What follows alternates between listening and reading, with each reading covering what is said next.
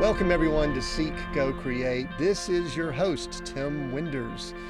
This is where we redefine success in leadership, business, and in ministry. Today I have such a phenomenal guest.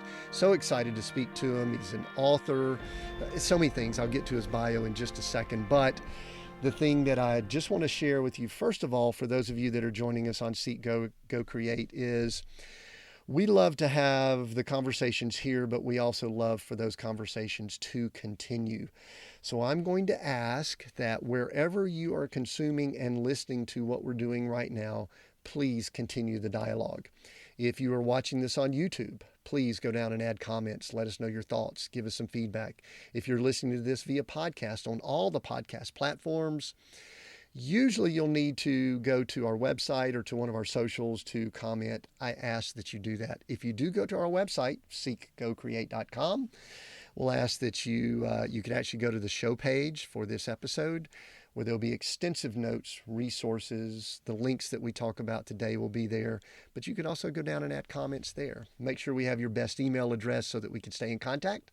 And then, of course, we're on all the socials. You could find us on Twitter, Facebook, Instagram, all the socials. You could find us. We are Seek, Go, Create in all of those places. So, for those of you that have listened in on the show, you know that I love to have deep conversations with people. I love for them to be meaningful, and I like to peel back the layers. And as I researched the gentleman that I'm speaking to today, I just knew that we were going to have great conversation for multiple reasons that I will get to in just a moment. But let me tell you who we've got as a guest today. We have Richard Louie as our guest, and he's got 30 years experience in television, film, technology, and in business. He's currently at MSNBC, and previously he's been with CNN Worldwide.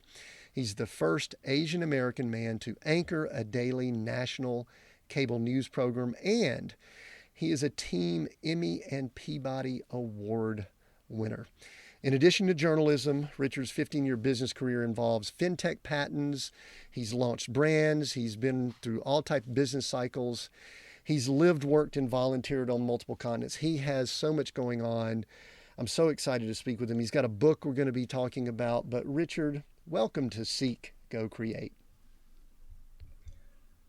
Tim, it is great to be here. And in the green room, I could tell this is going to be a very energetic conversation. I'm looking forward to it. And before I get to my first question, I like to ask, I'm going to ask this as a journalist, media pro, the years and years you've had, have you ever had conversations with someone who's in the passenger seat of an RV?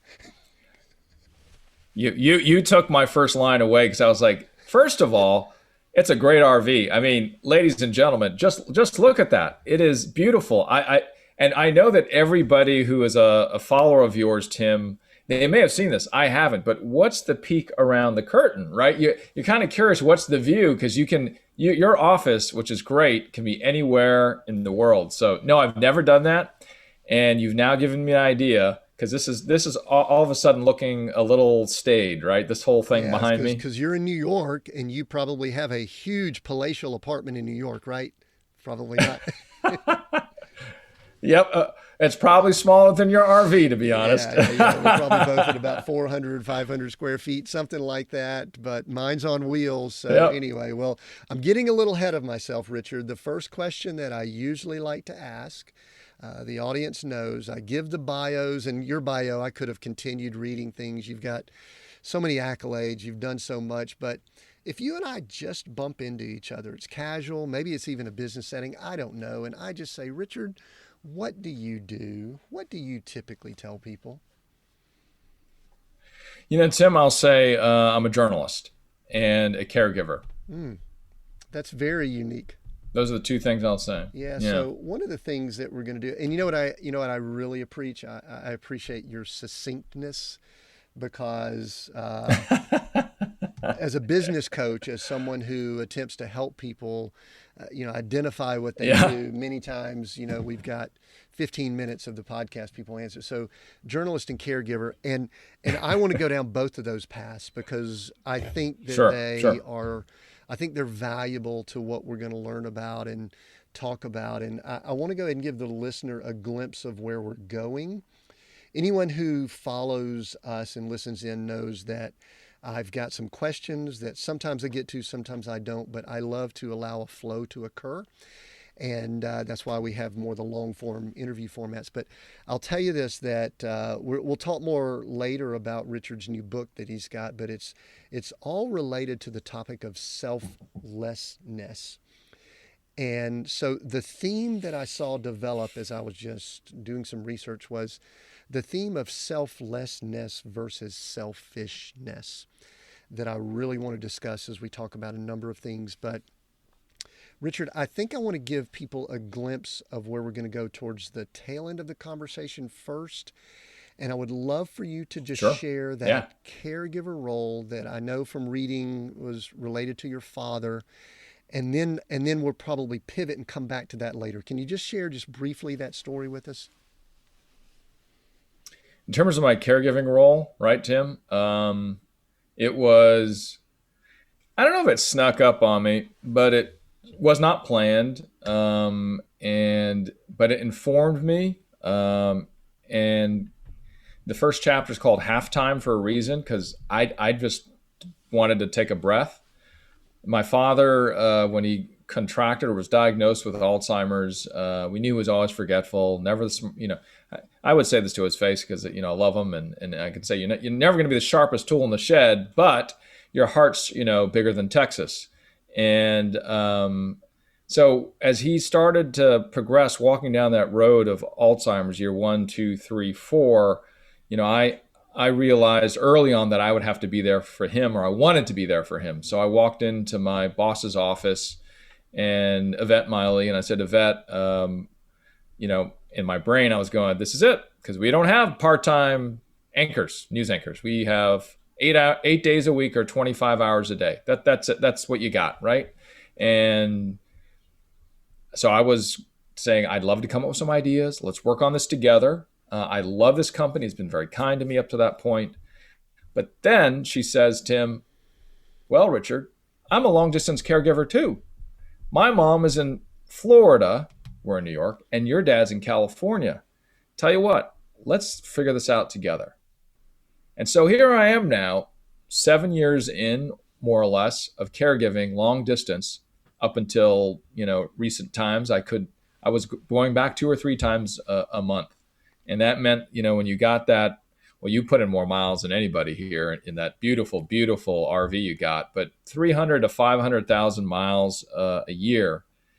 And that, I think, began the education for Richard Louie on what it meant to be selfless. And I didn't know what that meant yet, by the way. I didn't call it that. All I knew was I was wanting to care for my pops, who would have done and had done up to that point everything like that and more. Yeah, and the reason that story it resonated so much, Richard, that I want to share here that I don't think I've really shared with my audience. In May of last year, June of last year, when COVID was going on, this was in 2020.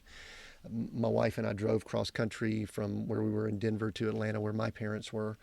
And I sat across the table from my father, who was in his early 80s, in the home that I had grown up in, helped him build. So they've been there close to 50 years. And he looked across the table and he looked at me with a blank look on his face and said, how long have you worked at this building? Because we recognized that he was in much deeper stages of dementia than we were aware of. It may be Alzheimer's. It's been diagnosed as dementia. We actually had challenges getting even the diagnosis because we really recognized it right early on at COVID. So, Richard, the reason that this conversation is powerful for me is because we are in the midst of identifying what all that looks like for us. And I know there are listeners that are going through similar things. We are not part of, I think, that selflessness is we're not the only ones going through stuff. There are a lot of people going through this. No, we're not. So I appreciate the conversation that we're going to have here. So, but what I really want to do, and this is kind of unique here, I actually, with starting it off that serious, I want to pause and then go with a slight pivot, because I want to come back to that because it really relates to the book. And I actually have just I've read through my advanced copy here. I see for on video, I see it behind you there. So Good man. and I'm excited about discussing a lot of things. I have some dog ears, I have some highlights and all, but in the theme of this selflessness and your experience in media, I recognize that I had a lot of these thoughts going through my head about my perception and views about media in our world today. And so if you are open to it, I would love for us to have some candid discussions about media, if that's okay.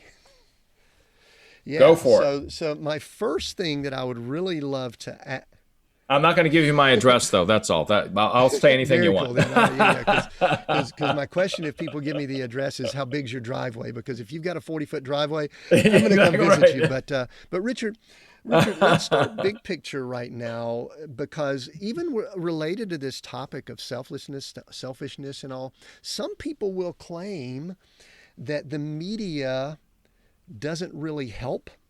Some will say that it hurts. I'm even going to go down a cynical route that I think the listener might be having, that the media fuels a lot of the negative. So, and you could go either way. I'd love for you to talk about the merits of the industry and then maybe some of the challenges, especially with your experience. I would love to hear that from you. Yeah, one of the things that I would focus on when I think about this is how much media has grown. If we just look at it, we just finished an election cycle. We've just seen that the amount of data absolutely explode in media that's available to us, doubling if we were to use Moore's law for media content, you can apply it by every election cycle. And therefore, that means that the amount available to all of us on the consuming side of media is just, you pick it. It's there, right? If you like a certain flavor, what used to be only 31 flavors is all of a sudden 310 flavors. And so media has really grown in what that definition might mean, which also means, therefore, what news meant before might have some blurring lines.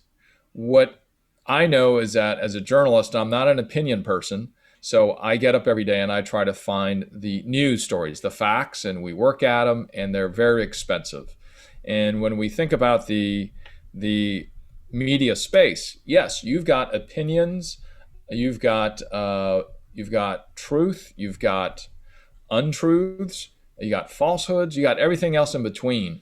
And from the perspective, if you were to be critical of what media might be, yes, you have you're definitely standing on good ground. But also, I always remind folks that when it comes to news, the nightly news every night, once I got into 30 Rock, I got schooled because I learned how hard we work to try to get every second right. Just like a Marvel movie where they spend $3 million a second or whatever it is, right, to build. We're doing the same. We're trying to. We don't always get it right. And I liken it to us as consumers of shoes. There's times where you're going to buy shoes from a cobbler that's been open for a week. There's also times you'll buy shoes from a cobbler that's been doing it for 200 years or 100 years, because they understand where the soul needs to be. Yeah. So a couple follow-ups with that. I actually wrote down a couple notes. So if I look over to my left, I'm taking notes as we go here. I wrote down, when you were talking about the sheer volume, I wrote down the comment, too much, with a question mark. Do we have access to too much? That's probably an irrelevant question because it is what it is, but I'm going to ask that to you. And then I wrote down the follow-up question, so I'm just going to let you kind of take this and run with it. You wrote down the facts, but then I wrote down to follow up, how hard is it to really find out what the facts are? Because it's very blurred to me what is factual news media and what is opinions. And unfortunately now we've got it to where certain channels and all are aligned. They seem to be aligned. So can you speak to those for us? And I'm okay to take a little bit of time here because I really would love to understand it more. And I believe you bring value to our audience in helping them understand it in a different way because you're a professional in that area. And I know that a lot of people that listen in would be the people that are the people that throw media under the bus quite often, truthfully. You know what I mean? It's like media is this and they make negative comments about it. So I really would love for you to make us feel better about media. Well, I don't know if I can do that. That definitely is above my pay grade. I'm just a guy that gets up every day and goes to work and tries to do it the right way. Too much, right? That was the first part of the follow-up. Do we have too much? It is. There's one analogy that I think of all the time, and it's those lottery winners. All of a sudden, boom, $300 million, right? Or even $100 million, boom, and they're living nicely. Things are going well for about 2 minutes, about 2 or 3 years, and then we come back to them and we find their story. And unfortunately, the story is now that they're living very uncomfortably. And I think we're in that arc of being data millionaires and data billionaires. And we just need to learn how to grow into it and manage it, just like those lottery winners go through that we see all the time, unfortunately, right? And the stories have been famous about and I wouldn't mind, being an NFL player for those who are in the United States, professional athletes, right? All of a sudden you go from zero to like millions of dollars and similar storyline. So when it comes to media and content and all that's available to us, I think we're living through it as a society where we're trying to figure out how to handle that wealth, because we got it all at once. And I just hope that we don't become data, again, as we move from data millionaires to folks that are living in poverty when it comes to data. So that's the answer, I'd say, to having too much. Right. So how do we discern what is factual and what is opinion? How does average Joe, who's listening in, and many times they have the television on 24/7, and many times they migrate towards one channel over the other. How can they discern? What's interesting, it just came to me, Richard, and I guess I've never considered this. This medium that we have now, which is YouTube, podcast, we're obviously broadcasting on Facebook. I guess I have never thought about it. I'm sort of in this category of information. We're providing information too. So I guess I shouldn't act as if I'm on the outside looking in. I may be on the inside, not quite to the level you are, but how does one discern if what they're listening to right here or what they're watching on, I guess our trust levels, where do we place our trust levels? Yeah, that is one of the biggest questions of the last 10 years is we have now lived through this explosion, like I was telling you, doubling, right, every 4 years. That's just wow. Before we had difficulty and we were using fax machines. We were picking up phones with a wire connected to the wall. And weird stuff, buying newspapers. I mean, first of all, in terms of where we can find truth, that is a very big question. I know that you have asked as a minister, as a coach, and it's a tough one, right? What truth might be. When it comes to news, local reporting is what makes our country special. It is what makes us different. It is why we were able to become such a strong union. It is what built our democracy. It is what built the ideas of debate that we may have, healthy debate, right? Trying to be informed, an intellectual curiosity. Our local reporters, the ones you see at the supermarket, the ones that make so little money, that are now maybe producing maybe 3 papers a week or 4 papers a week, they love this craft and they give everything for it. And so I think the first place to determine where truth might be when it comes to news is to go local, right? find a local, part of the dynamic, and again, I'm just surmising here. I'm not speaking for the company I work for, clearly, or any industry per se, but more my perspective is that when we've seen the difficulty that our local town papers have lived through, then where do you get the stories from? Well, you get them from some paper that's in some way over there, right? But then I understand why if I'm in Atlanta, the AJC, a great paper, and let's say they went down to 3 days, right? Sure. And I have to listen to a paper from the Northeast, let's say. Well, Atlanta's different than way over there, right? And that's the power of local journalism, because you know them. They're real people. So I think one of the dynamics that we've seen about why we may not know what is news truth and what is not news truth is that we can't see Jane and Jim down at the Kroger anymore, because those jobs are gone now. And unfortunately, reinvesting in local newspapers are so important. I mean, this is also, you have a business element here to this. You do have to make money. At the same time, you can flip it on its ear, and you might do that for me here, Tim, and say, but if you're about finding the truth and it's about journalism, what won't making profit get in the way, right? That's why you could turn it on its ear. I'll let you do that.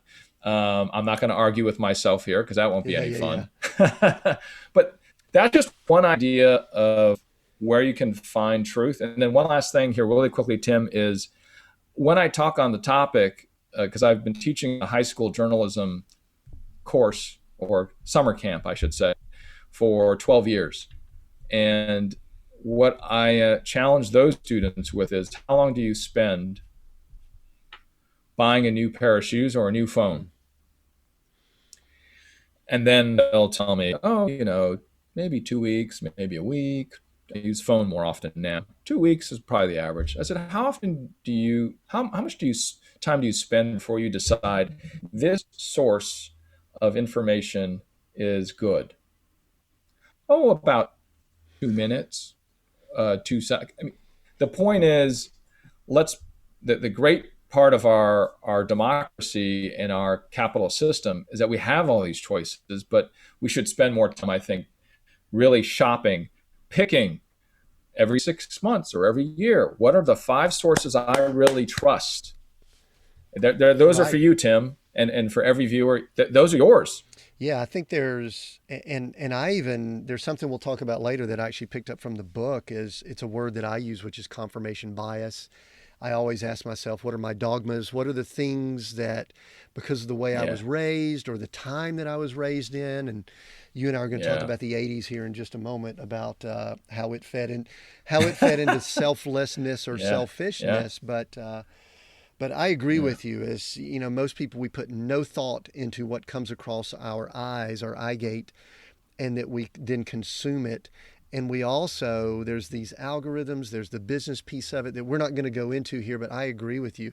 It just complicates it. So I appreciate what you said about the local. I didn't know it would go that direction, but I appreciate it, because I know some people that are in that industry, and I know how challenging it is. I know how now the low pay and the hard work that's there.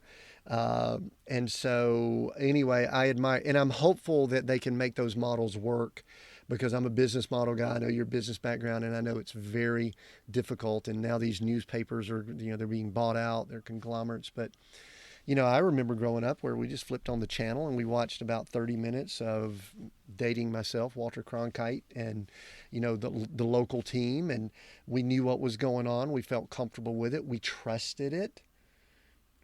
And now there's difficulty there. I do want to, this is kind of a real shift here, but somewhere along the way, I read that you were voted, I think, one of the 50 sexiest people. No, not at all. I read it somewhere. Is this not correct? Because this is how does one get that award? Yeah. I don't know how that happened, Tim. That was, clearly that was many moons ago. But that was so hilarious. I was just like, well, all right, finally the Asian brother gets up in the list finally, So, but no, that was some moons ago, and that It's always been a nice sticking funny point. So thank you for bringing it up. I appreciate Well, it. I Or I notice you don't. don't have a plaque on the wall behind you there, so or a special shirt or anything like that. But no, just kind of having fun with that. One of the things that I love for us to do here at Seek Go Create, Richard, is to expand and get outside of our normal comfort zones. And one of the things I Yeah. recognized is that we have not interacted with someone who has the cultural background of an Asian American that much on this show. One of the things you do in your book is you talk in some very candid ways about that. And so and then there's also variations of that. We're going to go here. We're going to talk about growing up Asian American because I think there's some things you've recognized. We hear a lot about the racial issues that have happened in the last year, Yeah. but I think some of the things you brought up we don't know about, or I don't. I'm sorry. I'll claim ignorance on some of this. So I'd love to discuss that. It's I'm gonna go okay. ahead and Yeah. stretch and let you know where we're going here. I'm gonna talk also a little bit about the '80s, and so go back to growing up. Let's kind of back up a little bit. You covered a little bit in the book, but I would love for you to talk about your culture, your heritage, and I would really love for you to do it in a way, Richard, where you educate someone like me, who I grew up in the deep South. I'm obviously a white guy, and with all of the heritage and all that I had, I will readily admit I have no clue about that background. So, what can you help me understand about that? Yeah, related, Tim, and thanks for asking. And by the way, just I'm glad you're going for it, and it's an important conversation. My overall approach to understanding that existence of a younger Richard versus today is that today I want to appreciate the difference to understand the Mm, commonality. And like you and I can already tell we could probably sit across a table in the middle of wherever we have to chase you down, and probably could share two or three beers very easily, and learn. I could learn a lot mm, from what you can say because of the way you are mm, and the way that you have lived your life. And so that's my approach. Just want to mm, start with that. The '80s for me were well, I guess growing up as a pastor's kid, that one of the big defining things. There's two themes coming out of it. One is my this. You can't see it if you're only listening, but I'm gesturing towards my face in the square box that I'm often seen in. And I'll start with that because when I became a journalist, I didn't think that would be the first thing that I'd have to necessarily address. I knew that I was this, blah blah blah blah blah, but it was often the first thing that the reaction would be, oh, look at the Asian guy on TV. Oh, there's the Asian. Well, that's and I haven't started talking yet. Yep. And then after I start talking, it would be, wow, you that English is good, but that's yeah. And so now let's go back to the '80s. And, me rejecting that very early on, I didn't want to be Asian. I wanted to be white America. I wanted to be American, right? Growing up in San Francisco, going to a high school, elementary school, middle school that had a good proportion of people of color, right? It wasn't like there were none, mhm, but you still were rejecting that. We even had new waves of immigrants coming in from various places at the time. We had waves from Ethiopia, we had waves from Asia. And with the Asian folks, I didn't want to be them. I was like, I'm like fifth generation or sixth, whatever it is. I'm if you look through my mother and my father and my great grandfather and all, you just hear my brain just churning away, justifying that I was better and bigger and stronger and more American than these other people. And what happened out of that high school experience really, I didn't it didn't hit me what I'd done. My grandparents came to this country illegally, so I am the grandson of two illegal immigrants. And this is, I don't know if you heard about it, Tim. It might be a little bit of an issue nowadays when we talk about that stuff. And I didn't realize that. I found out that my grandparents did that when I was 14, I believe. I was in my teens. And the only reason why I found that out was because we went to the funeral of my grandma, and the name on it said Wong, W-O-N-G. Now, if you go to the more info on this conversation, it says Louis, L-U-I. The reason being is because we had put in the first law in our country's history that was based on race and ethnic background and origin. We haven't done it again. We've put in acts, but not like this. So that made it illegal for my grandparents to come to this country because they were from China, my grandparents. So they bought the name. I won't get into it too much, but they bought the name and they came here illegally. I was sitting on set at CNN Worldwide, and I was doing a story on immigrants coming to the country illegally. And then we went to break. This is like that fast forward 20 years here, Tim, sitting on the set. And I'm like, oh, wait, my grandparents came here illegally. So wait, that makes me like those children, because I'm a grandchild. And then I realized, well, then my last name isn't Louis. It really is Wong. And so from that realization, I realized I have the Wong name. The Wong name. Thank you, Tim. I paused to see if, boom. I was like, the applause sign was going off big. I was like, please applause and laugh. But that was such a realization, and then all of a sudden, you know how what I will say is that, I realized at that moment that I wasn't what I thought I was. And that's so true of our lives in so many different ways. And that lesson of realizing that I wasn't who I thought I was has happened since then, how many times? And I realized, oh man, that happened before too. It's a lot like we say we've come of age. Well, guess what? We come of age so many times in our short time here, and we need to relish that very reality of that we will reform in something better. We'll go in and come out of the cocoon, go in and come out again. And so I was ashamed just to talk about that one issue, that I was not rejecting those new immigrants, those new Americans. I was rejecting my grandfather. And that was the most frustrating for me, because I was saying, hey, you're no good. I'm better. Me. And I was really pointing instead to my grandfather. How dare I? How dare I? Never said it again. I say it openly. I'm embarrassed. I hope he forgives me, because he was only trying to live out the American dream, that his grandson would not be a poor Chinese farmer, because my grandpa was poor as dirt. And what's great about this place is his grandson, 2 generations later, is a news anchor for a national network. What other country gets you to that? What other dream and great place does that? It's so fascinating. I wrote down, you mentioned that when you were growing up, I think it was around 14, you wanted to show that you were more American than some of the others that looked certain ways. That's an interesting term, and I think it's fascinating. Yep. But the word that kept coming to me, Richard, as you were speaking, is the word identity.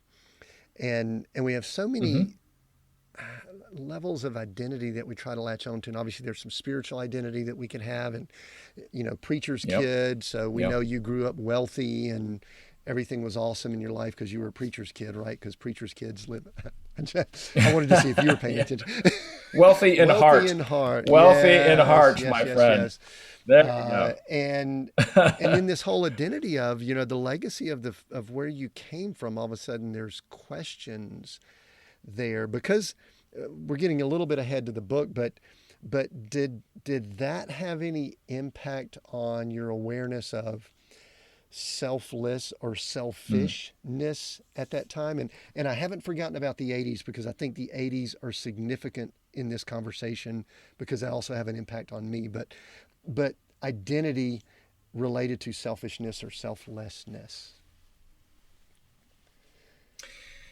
You know what? I think it caused me to look inward and question myself in ways that are similar to other folks. I'm not saying it's unique to people of color. That's not what I'm saying, Tim. But for my walk to figure that out, of because we all go through that. If it's not going to be about that, it could be about height. It could be about location, where you grew up. I mean, all sorts of things, right? It did, though, empower me to think more critically about the way I think critically.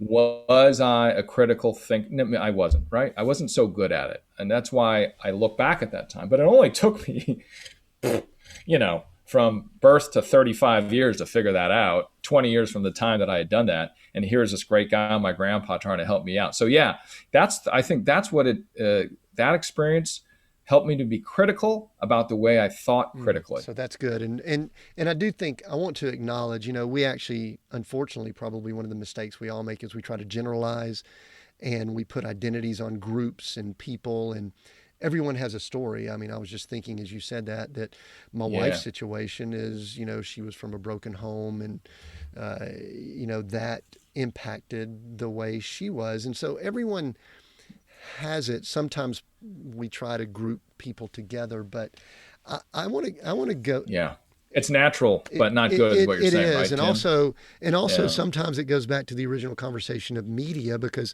sometimes the media really puts people in those groups of wealthy, poor, white, black, Asian, and it even complicates it even more. Agree? I think that we have an obligation as journalists to understand distinctions and to best of our ability to bring those to bear. Absolutely. So, all right, let's go back to the 80s for just a second. Okay, that might be a good a series on let's go network. back to the 80s. Maybe we want to do this and maybe we don't, because I was actually, the reason I love the book, the reason I love the Enough About Me, the Unexpected Power of Selflessness, Richard, was because it got me thinking. And if I find myself pausing and kind of going in tangents, that to me is a book that I enjoy. And I believe it's going to press some buttons for people to think about things. I don't know if that was your intent. I'll ask you that question later. But because it got me thinking about the era that I grew up in, and I think you grew up in that era, which was the 80s. And there are two pop culture references. I also loved the references that you had throughout the book, and I could tell your sense of humor and mine, we would have fun with that also. Anybody that can bring up Gomer Pyle and references from Frozen and Loverboy, anybody can work the band Loverboy into a book.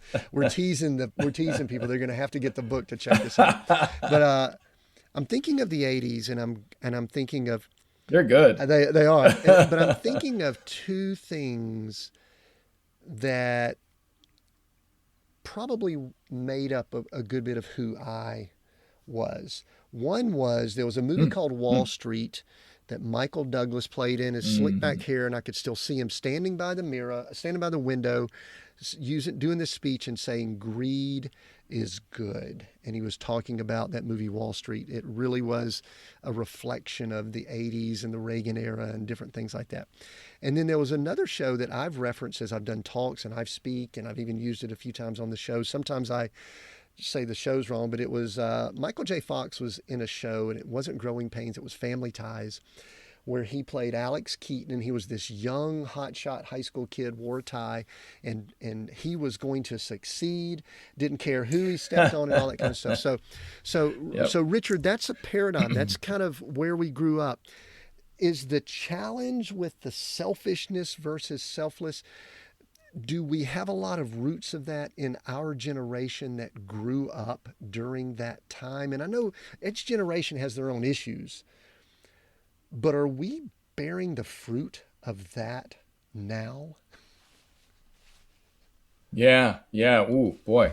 Like I said, you're good. So I think that just from a single person's perspective, as a person that grew up in the 80s, right? One person's perspective growing up in the 80s, that, if we look at our parents' experience and the values that they exhibited in the way they talked to us and what they did, I would say that we were bearing the fruit of their hard work, of their desire to make things simpler, easier, and better for their family. Supernatural, right? We all want to do that for our kids. Absolutely. There's nothing wrong with that. And we were still figuring out, well, how do we bring that to a natural height? Where's the top? In the 80s and 70s wasn't necessarily a decade of wealth, as many who lived through that know that, regardless of age. It was a hard time for the country. In the 80s was all of a sudden this application of thinking in different ways, but not having the access to material goods, if you will, to be able to actualize it. Where the 80s, then all of a sudden, after 82, we had all of a sudden the stuff to get it. Like all of a sudden, designer jeans and what? Why do you care about the letters here, right? For me, it was Sir Jackson members only jackets. Like I would go, why do I care if it says those two words on it? I don't understand. And why is everybody wearing it? And why the jeans thing with the little stitches on it? Why do you want that? Sears Roebuck, man, go J.C. Penney. That's good stuff. That's all my mom would buy me. And I had a tough time growing up as a pastor's kid and wanting to be the youngest apostle in history, that I was not going to give into that stuff. You can laugh at this one. So I was so against it that I took two old pair of jeans, a black one and a blue one, and so the blue one or the black one, I can't remember, was bad below the knee, below the thigh, and the other one was good above the thigh. So we just put them together. And there was this Chinese American 14 or 15-year-old walking to school with these jeans that, who knows?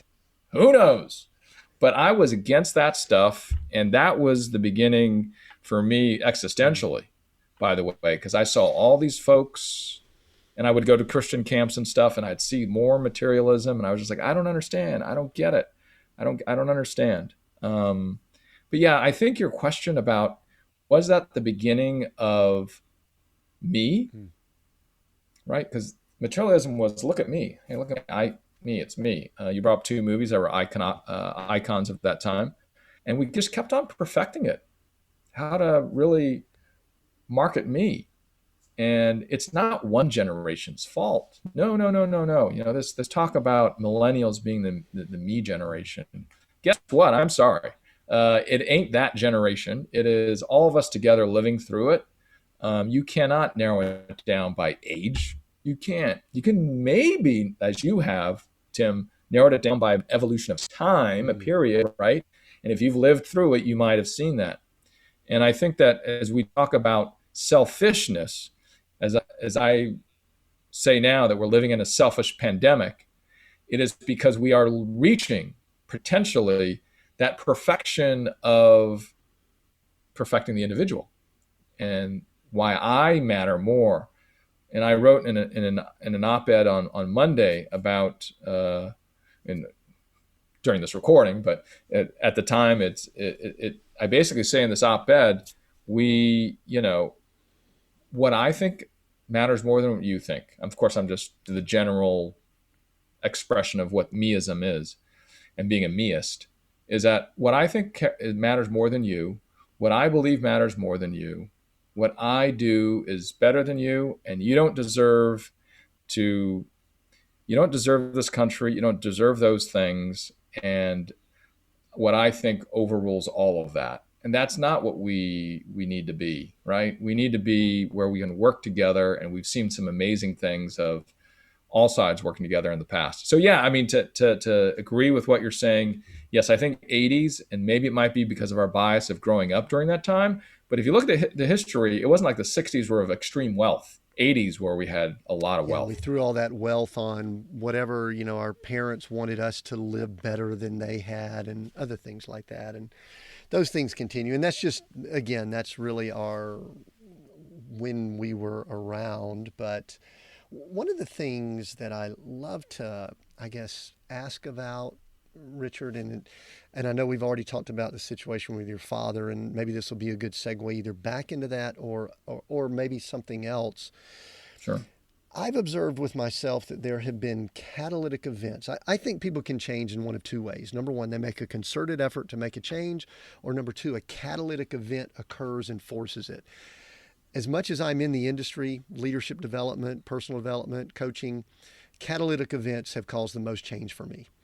And so what I wanted to ask, I love to ask this question of many people, is what are some of the catalytic events over the course of your life that have led you to where you are, to where you're writing a book right now about selflessness? Because I don't think it happened in the last 6 months. I think that was part of the culmination of it. But what are a few of those events? They might be extreme successes. Many times they're failures, is my observation. But share a few of those with us, and then we're going to move in to begin discussing some more details on the book. I mean, specifically going back to the 80s that you brought up there, Tim, I brought the pants and I brought up all that stuff and the youngest apostle in history. Yeah, I really did think I was going to be the one that was going to save everybody. And I figured it out. Hey, Richard, you ain't the guy, right? I'd be out with my friends or a good buddy of mine from school would be working on remote control cars, hey, that's fifth day in. I'm thinking in my brain, okay, when can I tell him about the good word? I'm going to do it. Today's the day. I'll get him. He doesn't know it's coming, but when it comes, he will be absolutely just, in rapture, and he'll embrace me and say, this is it. You're right. So that didn't happen. And many a time, and I write in the book how that was one part. The other part was when I realized that people weren't perfect, and that shattered my world. That the folks that needed to be in one definition, for instance, Christian, were not ones, but they were like 0.4s or 5s or 6s or 7s, and I didn't realize that was okay. So that was hugely definitive for me in terms of the way all of a sudden I went from wanting to be the youngest apostle in the world to saying, oh, that thing is really just not working. And I started walking the other direction. So that was a hugely definitive moment. And then going back to college, I didn't like high school, maybe because of that. I worked at Mrs. Fields for 4 or 5 years. I took, since we're in a business environment, I worked at a store that was number 10 in the country. Debbie Fields was, what was she, late 30s at the time. Great cookies. Turned the store into be number 1. I was maybe 18 years old or 19 years old. And here I am running $1 million cookie store. And I didn't do anything else but that, Tim, as I just worked at that cookie store. But I loved it. And I know that, especially for Asian Americans and the stereotype of what they might be, is that, why didn't you go to college? And I didn't want to go to college. And 5 years later, I went to City College of San Francisco, go Rams. And then I made it through 2 years. And to be honest, that's the typical journey of people like me. It's not the Harvard folks, and there are no Harvard folks in my family. There's a lot of City College folks in my family. And then I moved on from there. But those two things in that short amount of time was both sort of a low point, or, what the world all of a sudden fell apart. And then you add in the 80s thinking that the world could end at any time. And then I thought I had a heart problem at the time, which I outgrew, which is another story. That all was a very pivotal point. Yeah. So you talk about your faith early on, and you obviously have gone through business cycle. A lot of businesses you've done. You've gone through. Talk to me briefly about the faith as you've gone through your journey, because there would be some people that would wonder how someone has the faith as a follower of Christ in certain industries. I don't struggle with it, but people ask me. I was interviewed on a podcast earlier, and someone asked me that question. I go, I don't know. I don't think about it much. That may be your response, but media is very challenging. It's a very urgent. You cover that some in the book of, some of the things that are real time. I mean, I still remember, the Yeah. Gulf War, the guy standing there in his underwear with Bing bombs going off in the background. I mean, how challenging that can be. Yeah. Talk Right. briefly about your faith, and then I'm going to segue into how your faith led to this mission of selflessness. There are many folks that I met along the way in the last 15 years in my second career here in journalism that are people of faith that gather for various evangelical purposes and gatherings that love journalism and do quite well. They also are doggone good believers too. Well, I'm of no judge of that, but I'm just going to say they are trying based on my, again, the youngest apostle in history sort of perspective. uh, and so it's difficult in all, I mean, having worked in business, yes, it's also, but I wouldn't distinguish any one category of profession or work that has been challenging. It's been more of what's been challenging for me are things like I described to you in high school, the idea of perfection and acceptance, and to see the beauty in people and to see that, one does not mean another. If you're a journalist, you can't be a person of faith. There's no sort of equal signs there. There's a lot of sort of, can you look deeper? Can you spend a moment, ask, observe?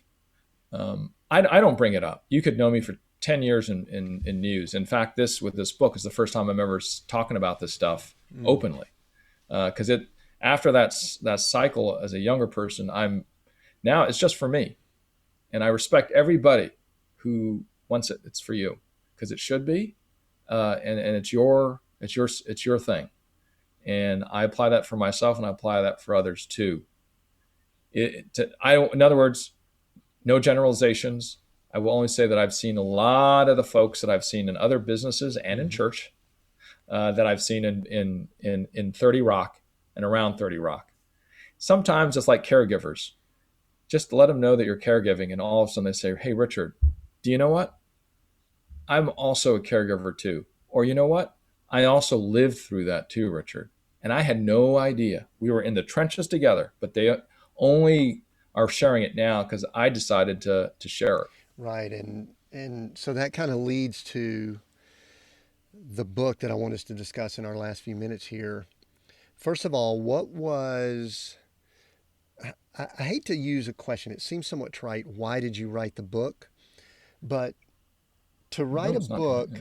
with Good the question. title "Enough About Me," there's some ironies there also, by the way. To write a book Tons. and the title be "Enough About Me," and it's about selflessness, and it's in my question is sort of, is it instructional? Is it autobiographical? Is it both? Talk to me about the why, and then I've got some specific things I want to ask you about it. Yeah, you can say what you're thinking because I was saying the same thing all the way through. Like, it's enough about me, but you're talking about yourself. And I'll just get that 800-pound, we'll talk to that 800-pound gorilla right now. Elephant, excuse me, elephant in the room here. And that is, look, I give the examples of actually a lot of my failures or a lot of my goof ups. And the last thing I'd ever want to do in a book called Enough About Me, and we're focusing on selflessness, is to repeatedly say, "See, look at that person. They didn't get, and see that person to get." And what they could do better was, and my goal was to say, "Hey, that's why the first chapter is called Halftime. I don't have the answers. I'm acting as a journalist trying to dig in." And you're right. It is the irony that I battled with my editor all the way through, and my collaborator Nancy French. We talked about it all the time, and we just said, well, looking at what we put in about me, and it's called Enough About Me, and it's a book about selflessness, is that it's more about vulnerability. And that I hope that with what you read, that you understand I'm just trying to lay it out in a very imperfect way. And part of being selfless is to do that with others. And we forget that sometimes laying it out. honestly and with good intent, I hope works. I don't always do it that way, but I try to. And so that's why after we went through edit, Tim, it was that, okay, we see the irony. It would even be worse if that thing had this mug on it on top of that. I was just like, we had a couple of book cover designs, and I was like, nope, that's even doing this is weird for me. You know what I mean? Like even talking about all of this is weird, but it is the and with the teams are like, Richard, we have to. I said, no, I don't. They said, no, we have to. Okay. So I just wanted to address that elephant in the room. So in terms of why, and this is interesting because this is where business works in a lot of great ways for good pure ideas. But we sat down and we're like sitting with the agency, and fantastic agency that really understood where this could fit for the swing doer. Mm-hmm. Like this is for the swing doer. This is the person that might consider for that moment that we make a decision, and we cite it in the book. We make a semi solid conscious decision every 15 minutes. And we can just realize that, like when it's lunch or when it's driving down the block to fill up the gas tank. Is there an opportunity for me to be selfless here? Can I offer somebody a ride? Is it what you've seen so often recently, buying a coffee for the person behind you? Is it saying the person that is helping you at the gas station, Josiah, that's great, whatever the name might be, thank you, recognizing, and whatever those little things are for that person are important. But talking about caregiving is what we were going back and forth with the agents. It's like that's a good thing to do, but I don't know if it sells books. We have a lot of books on caregiving, and it is an important topic. But so we sat there and I was like, well, what's at the core of caregiving? Like when you were with your father, what is it? And it is that core value of thinking of others, the golden rule, that which has been written 100 different ways in holy texts of the Christian faith and any other faith you can find. And that binding idea, we need a binding idea today. And we need something that doesn't say, this is better than that. We need something that says, that's an antidote to the selfish pandemic. And that was why we said, well, let's go for it. Again, I'm no Mother Teresa or Desmond Tutu, but I thought if I can make a little dent here, Tim, in just this little book, I'm pointing because I have a copy right here. That little book to one person doing something different. That's the goal. And that's the way I've been telling stories too. Sometimes I pitch stories, Tim, that they'll go, well, Richard, why? Well, I said, if we need to get this story out there, and if we enlighten somebody correctly, so because this is fact, then we've done our job. It doesn't always have to be the big ratings hit. So the word you used, the selfish pandemic, is somewhat interesting looking at the time of recording this, the last 12 months. What type of impact did the last 12 plus months, all that went on, all that's happening, go into the book? You don't really address a great deal about COVID and all that goes on there, but was there anything behind the scenes that led to this also? Yeah, it was. I share a lot of my reporting in there, as you saw, because I want to hold up some amazing people. But in those examples, I am talking about the bad stuff. I've covered, Tim, way too many mass murders and terror attacks in the United States and abroad. And I hate that I'm good at it. I hate that I can understand where we're going to go, because it's the same thing over and over again, right? I don't like that we went through a racial pandemic with George Floyd. And, I first story as a cub reporter was Rodney King, and to see any human being beaten, we don't want that. We just don't want it. And when I'm standing in the streets and I still see it again in the last 5 years, I don't want it. So there's that, the racial pandemic. There's the viral pandemic where we've seen, unfortunately, people acting in selfish ways, not thinking of the health of others.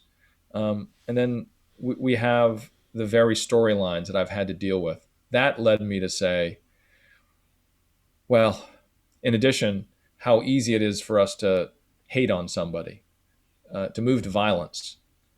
And it's cheap. It can't be cheap. And so that's why all that together is where we went with this book and what we try to share. Because the flip side of it, Tim, is it's the Tiffany Paradas in the book, right? Those amazing everyday people that all of a sudden turn around and do something that is so selfless. It's the Muhammad who owns the grocery store that opens up the next day, even though he gets looted every night. And his wife is saying, why are you going to open the store? You can get hurt. He says, because my community needs me. This is the only thing they got in this poor community is my little corner store. And Tiffany Parada, who in El Paso and Odessa has 4 children in the back seat, turns her car around to bypass the shooter that just shot at them, try to bypass him in his car so she can warn other people in front of her. Who are you, Tiffany Parada? You have 4 children sitting in the back of your 25-year-old Suburban, barely able to, hey, Tim, you see them all the time too, because you're on the road and as a minister and as a coach. But those are the people that teach us how to be enough about me. What do you hope someone takes away from reading this book? And I shared with you earlier, I got an advanced copy, and I appreciate you guys sending it over to me. I read the first half of the book, the first 100 and something pages, on my normal pace at night before I go to bed. And then I noticed that our interview was coming up, so I had to speed read the last half of it, unfortunately, which is fine. It was a speed and a scan. But what do you really hope that someone takes away from reading the book, Richard? What would be your desire?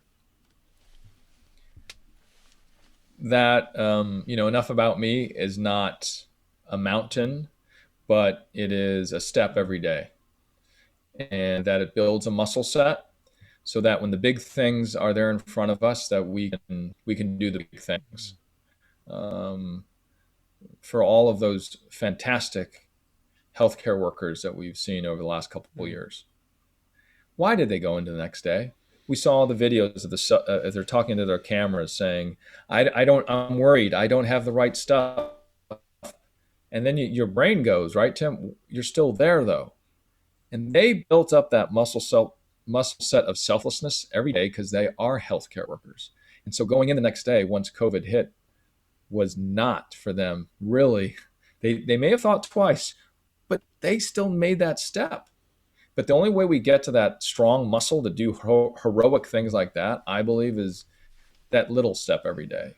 And so the book tries to be an instruction manual, not way up here all the time, up in the clouds, but more on the ground. Yeah, I notice. I mean, there's chapters in here where you cover words that demonstrate selflessness towards others. That's great. I marked that, and then some other what I can storytelling practices that are powerful. And anyway, gratitude. I loved a lot of portions of the book, but I'm watching our time here, and I could ask a lot of questions about this. But Richard, I want to ask, what did you learn about you during this process? I've just finished writing a novel, and it was amazing what I learned about that. But what did Richard learn about himself while going through this process?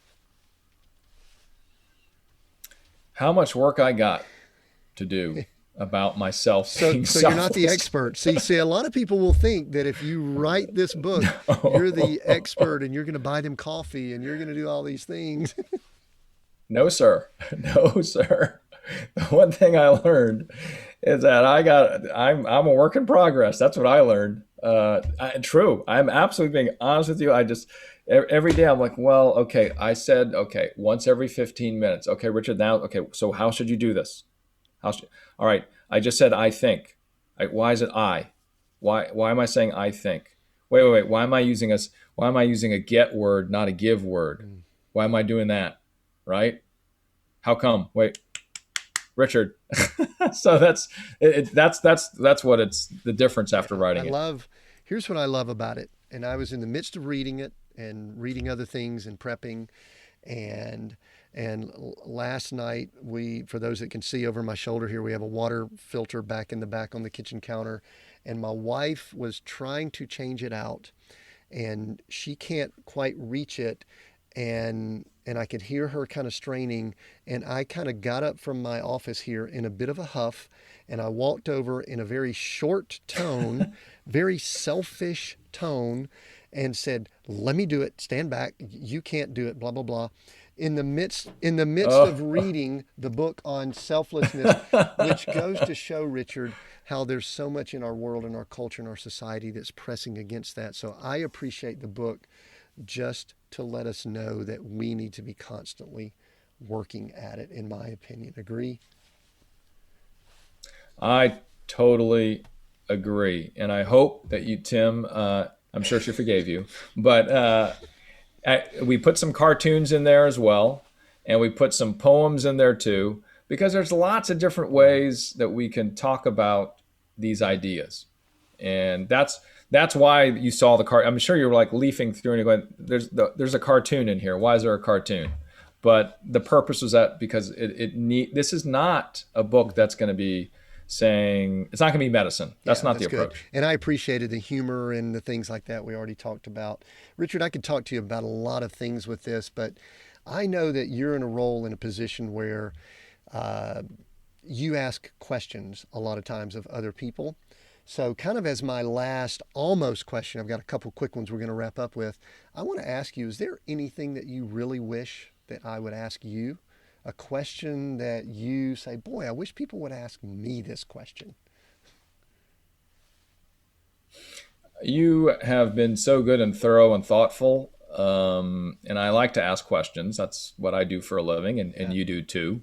Um, you've asked the tough question about it's enough about me, but you're talking about yourself an awful lot there, sir. I guess as a putting on my business hat, and you also address this. All right, so how do I do it? Mm. Yeah. How? Tell us how. Yeah. Or yeah, how do I do it? And if it's that clearly so good, then why aren't people doing it? And those are all really, yeah. How do we do it? There's lots of ways we can do it. We talked about a couple using language, using give words, not get words, and we list what give words and get words are. We're living through a time where we use very few give words in our books right now. The lowest point in 200 years in an analysis done by the scientists that I work with. That ain't so good. Um, there's the idea of meeting with somebody, which I think I brought up earlier, for 3 times, and all of a sudden the prejudice goes away. Stanford study shows that's the way it works. There's a lot of what's in it for me too. Study shows if you live a selfless life, you will actually make $20,000 more than a person who doesn't, or about 50% more than the person that is not selfless. And that's a study from 2018. There's a lot of reasons. I even did a funny study, since you brought up that thing about uh, good-looking anchors and all that stuff, and people on TV. This proves that they were wrong. So we said, okay, well there has been some scientific studies that say if you are selfless, you actually look better, and that if you start as selfish, you might come in at 3, but if you become selfless, you might come in at a 5 out of 10. So we said, okay, let's try this out. So we put me out there, and it's the same picture of me, and we have selfish Richard and selfless Richard. So selfish Richard comes in at a solid 6.3 or something like that. Guess what selfless Richard comes in? man, this guy's good looking, a solid 7.1. Wow. Bottom line is, while I may not rate that high, it's the delta difference. So there is some stuff that's what's in it for me. You live longer, 4 years longer. And there's the stuff you can do on the other side, like I brought up earlier, having the 3 lunches to reduce your prejudice. And again, the language that we use. And we try to keep on giving you very practical things throughout. That's very good. And I want to reemphasize, I have read the book. I highly recommend it. I'm about to allow you to tell people where to get it and when it's released and all of those things. But I thoroughly enjoyed it, and I knew that I would enjoy our conversation as I have. So if you could now let people know how to connect with you, where to find the book, when it's released, dates. Some people may be listening before, some people after, but go ahead and give them that information. And then I've got one more question that we'll wrap up with. You got it. It releases March 23rd, so that may be before or after that you're hearing this, of this year, 2021. And you can find the book at all your major bookstores and your local bookstores too. So check it out. If you can, support your local bookstore. They're good folks. All right, very good. Any other ways that people can connect with you? I mean, we get the book, but can they reach out and connect with you? Yeah, any way you like. It could be Twitter, Facebook, Instagram, LinkedIn, Courier Pigeon. I like it all. Actually, Courier Pigeon. That would be cool.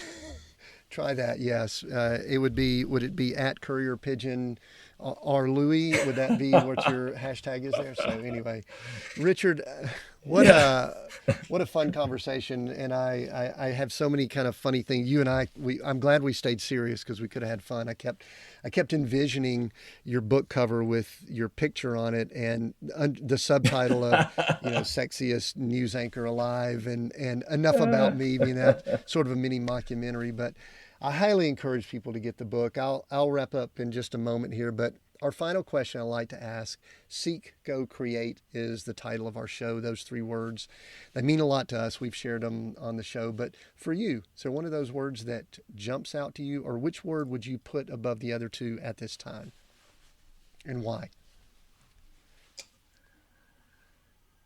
Oh,